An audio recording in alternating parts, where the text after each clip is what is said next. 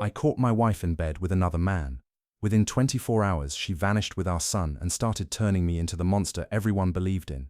About a year and a half ago, I came home early from work, hoping to surprise my wife with lunch. Instead, I walked into our bedroom and saw her in bed with another man. Just one wall over, our son Bahag was fast asleep, napping in his room. Only 2 weeks earlier, we had celebrated 6 years of marriage. As an anniversary gift, I had planned a dream road trip across the country for us. The tickets? They were sitting right there, inside that guy's wallet, resting on my nightstand.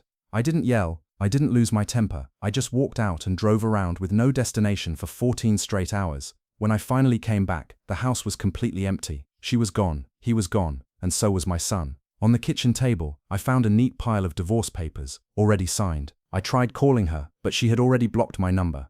That's when it hit me, she had planned this all along. The vacation gift probably just gave her a reason to move faster. I didn't see my son again until 2 months later, after the divorce was finalized, but something had changed. He used to light up when he saw me. This time, he barely looked in my direction. When I dropped him off, he kept staring at her car like he was scared someone might see him talking to me. I tried everything, cracking jokes, bringing up our old games, reminding him of his favorite cartoons. Nothing worked. He shut down completely. I confronted her that day. She just smiled, like she had already won. She claimed she was protecting him, said I was emotionally unstable. Then she leaned in and whispered in my ear, "Keep pushing, and you'll never see him again." And then she walked away. Worst of all, she managed to get primary custody. Right after the divorce, she filed an emergency complaint, claiming I was mentally unstable. The judge limited me to supervised visits until a custody review. Those visits were brutal. My son wouldn't talk to me, wouldn't laugh, wouldn't even sit next to me. I brought him his favorite snacks, his games. Nothing changed. We just sat in silence. Meanwhile, on Facebook, she started posting vague comments about protecting children from narcissistic abusers. Everyone knew who she meant. Then one day, I showed up at his school for our court-ordered visit,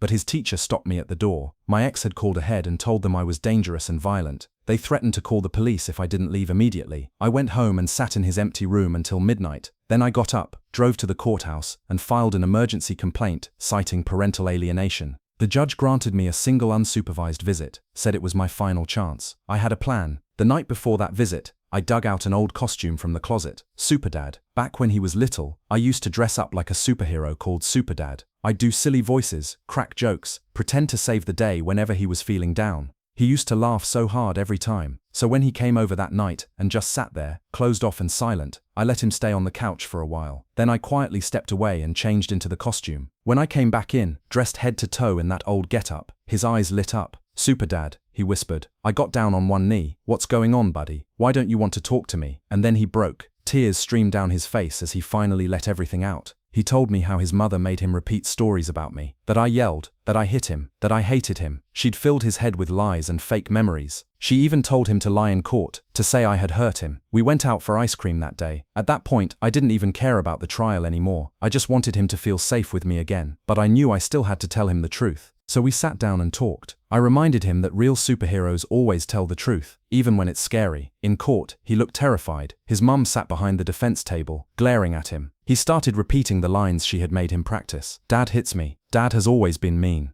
Then he paused, looked at her, then at me. "That's what Mum told me to say. But it's not true." The courtroom went silent, then erupted. My ex started screaming. The judge banged his gavel. My son was quickly taken out by the court-appointed child advocate, and my lawyer grabbed my arm to stop me from running after him. My ex's attorney shouted for the trial to be thrown out, but she wasn't surprised. She had prepared for this. After 20 minutes, we were called back in. My son had spoken with the advocate, but something had shifted. When they brought him back into the room, he looked down and quietly muttered, "I don't know what's real anymore." I felt like I couldn't breathe. My lawyer pulled me aside and warned me, if the court thought I coached him, it could backfire badly. Everything from that point forward was a blur. The judge ordered mediation. My ex walked out claiming she feared for her safety. She said she couldn't even sit in the same room with me. She had already submitted a 45-page report about my supposed mental instability, dated a full month earlier. She'd planned this entire thing step by step. Outside the courtroom, she told mutual friends I had brainwashed our son into lying. People started messaging me with accusations. My sister even called me crying, asking what I'd done. Even my scheduled Thursday visits were suddenly suspended. When I went to say goodbye to my son that night, he kept whispering, "I'm sorry," over and over again. That same night, they accused me of psychological abuse, cold, clinical words, and described me as something terrifying. Even my own mother asked if maybe I had pushed her too far. At that point, I had officially become the monster. The next morning, I received a court order. No more contact. Every form of communication had to go through our lawyers. I couldn't even send my son a simple text to wish him good night. Then came the next hit. My ex had signed up for my gym. She would walk around quietly, always staying in my line of sight. One day the gym director pulled me aside and told me she had raised safety concerns. Another seed planted. I knew exactly what that meant. One small misstep, and I'd be banned from the only place that still gave me a sense of peace. Then my son's teacher emailed me, wanting to talk about changes in his behavior. I called to arrange a meeting. She hesitated, then said she'd already spoken to my ex, twice. Her tone was cold, like I was already being judged. That night, the private investigator I had hired called me. He told me that my ex had been visiting the school principal almost every single day. Teacher, counselor, administrator, even the school nurse. She talked to all of them. All this happening during school hours while I was working. She was slowly building a wall around my son, brick by brick. Later, I noticed something off in my own legal documents, notes I didn't remember submitting. They mentioned anger management issues, emotional instability. My lawyer claimed we had discussed it. We hadn't. My own defense was being twisted. Then my neighbor, Elaine, passed away. But before that, she told me something chilling. My ex had asked her to document any strange behavior I showed around the neighborhood. Elaine refused, but others didn't. There was an email thread, a watch list. I was being monitored. The emergency hearing came quickly. Her legal team was razor sharp. Emails, texts, photos, all ripped out of context, used to frame me like a splinter stuck in the middle of a downward spiral. I tried to explain, to push back, but every word I said only seemed to prove their version. I was angry, unstable, obsessed. That night, I created a fake Facebook account. I had to see what she was posting. What I found sent chills down my spine. Photos of me and our son, tagged with captions about hidden trauma, clips of me cheering him on at sports, now twisted into signs of aggression. She had been building this campaign months before we even went to court.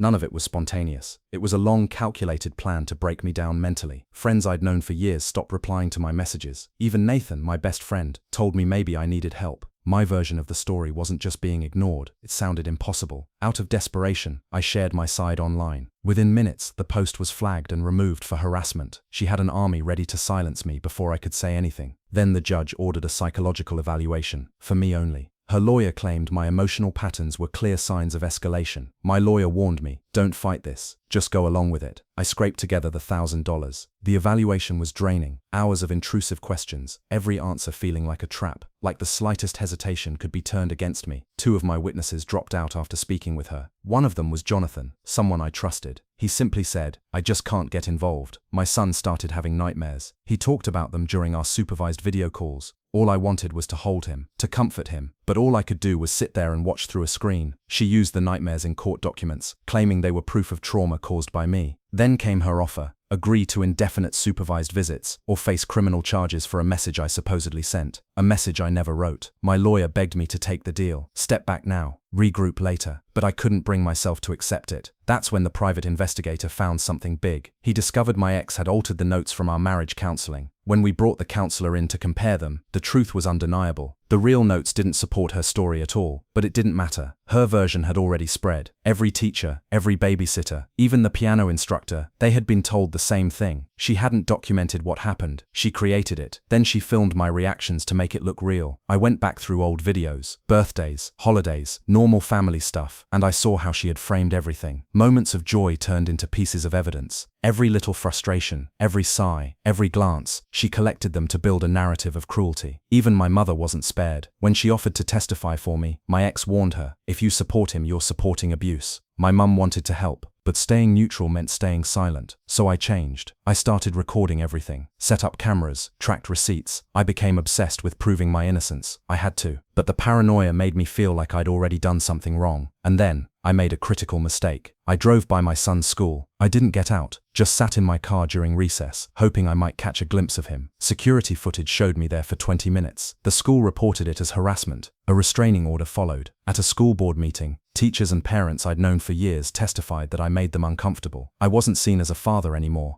I was a threat. Then came the results from my psychological evaluation. It didn't label me dangerous, but it noted that I showed stressful responses due to a highly conflictual divorce. Neutral, on paper, But her lawyer twisted it into confirmation of everything they had claimed. She pushed for supervised therapeutic visits, 2 hours a week, under court-appointed supervision. That's all they decided I was worth. I couldn't take it anymore. I started digging into the man I'd found her with, the one I'd caught in our bed. Turns out, it wasn't just some fling, it was her ex-boyfriend. He knew me, knew my weak spots, my patterns. My private investigator managed to track down his ex, Kelsey. She messaged me. The affair had started before the separation. We had proof, texts, timelines. They coordinated everything. He'd advised her, told her how to push my buttons, how to influence the court, how to turn the entire community against me. He had been through it himself and had lost custody of his own kids. We couldn't use the messages in court. They were obtained without consent, but I sent them to a local journalist. I just needed someone to know.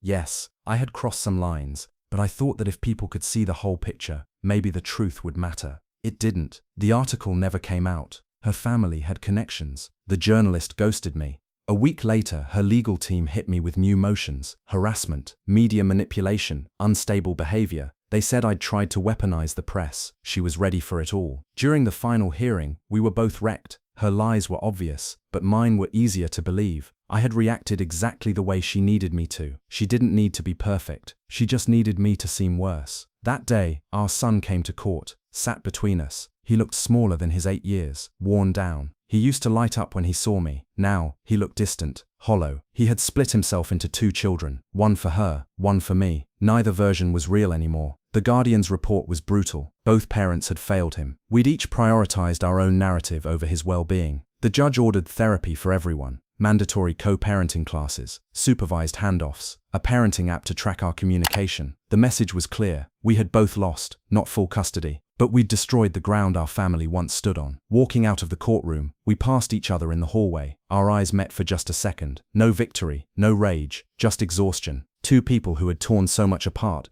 that even winning didn't matter anymore. Our son walked between us. No hug, no eye contact, just that careful practiced neutrality. Later, I found out that her boyfriend, he wasn't some master manipulator. He was just another broken man. The investigator's report showed he had lived through almost the exact same thing. He projected his past onto my life. One tragedy fed another, and my ex, instead of breaking the cycle, followed it. In one of our court-mandated therapy sessions, the counselor asked how we used to avoid conflict in our marriage. That's when it hit me. I spent years brushing things off, avoiding arguments, pretending everything was fine. I thought I was keeping peace, but really, I was laying the foundation for a blow-up. 3 years ago, our marriage counselor had warned us, told us to face things directly. I smiled and said, "Everything's okay." It wasn't okay then. It's not okay now. I still live near my son's school, a small apartment, bare walls, same building where other divorced dads live. We nod to each other silently, a quiet brotherhood of failure. Technically, she won. She reshaped reality so well that even I started to question my own memory. But in winning, she created the very thing she feared: a paranoid man, cut off, reactive, hollow. And our son, he's the one paying the price. A child stuck between 2 people who taught him how to fake being whole. Now the therapy scripts sound robotic. I say the right things. I admit where I went wrong. I keep working on healthier responses. It's mostly performative at this point, but it's what the situation demands. She's still crying in court, and maybe those tears are real now. I mean, when you pretend for long enough, the lines start to blur. Maybe she's genuinely convinced I'm dangerous. Or maybe, that was always the plan, to push me hard enough that I'd eventually give her proof. At our last hearing, the judge granted joint legal custody, but with so many restrictions, it might as well be a visa: supervised visits, therapy journals, only recorded messages. We're not co-parents, we're co-prisoners in a system we built together. Every move is tracked, every word archived. And our son, the kid who used to laugh at knock-knock jokes, now plays judge in a cold war of silence. The boyfriend eventually vanished. His role was finished, but the destruction he left behind stayed. One night I confronted him outside his office, furious. There's video from 3 different angles. None of them show what provoked me, just another clip floating around on Facebook, showing me losing control. Again, she even sent a sympathy card to my workplace. "Thinking of you during this difficult time." HR called me in for a wellness check. It wasn't optional. They wanted me to take time off. Everyone treated it like a tragic comedy. She was the grieving victim. I was the bitter, unstable man who couldn't move on. Even my brother finally gave up. "Just give her what she wants," he told me, "for everyone's sake." That final custody hearing was a formality. The judge already knew neither of us had handled this well, but only one of us had prepared for that. Her campaign had been long, methodical, brutal. The Guardian from the agency delivered the last words like a verdict: "This child needs peace, not a winner, just peace." And as I looked at my son sitting between attorneys, I realized something. I wasn't fighting her anymore. I was fighting the version of myself she had created, the one everyone believed in now, and maybe I'd already become him.